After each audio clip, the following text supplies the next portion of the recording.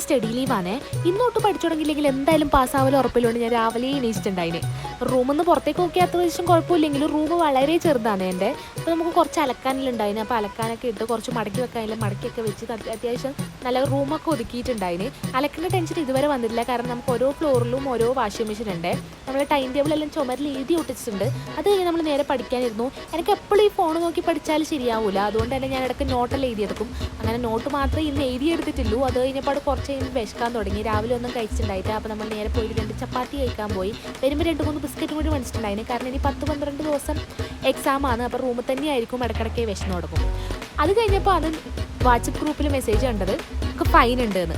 അപ്പോൾ ഫൈൻ ഇല്ല എന്ന് പറഞ്ഞ ഫോമും മേടിച്ചാൽ നമുക്ക് ഈ എക്സാം എഴുതാൻ കഴിയുള്ളൂ. അപ്പോൾ നമ്മൾ നേരെ കോളേജിൽ പോയിട്ട് ഫൈൻ ഇല്ല എന്ന് പറഞ്ഞ ഫോം ക്ലിയറൻസ് ഫോം മേടിച്ചു. ഫോമൊന്നും പറയാൻ കഴിയില്ല. ചെറിയ പേപ്പറിൽ നമ്മളെ പേര് എഴുതി തരും. അത് നമുക്ക് സബ്മിറ്റ് ചെയ്യണം. അപ്പോൾ ഈ ക്യൂ നിന്നിട്ട് വേണം നമ്മളെ ഹോൾ ടിക്കറ്റ് മേടിക്കാൻ. ലാസ്റ്റ്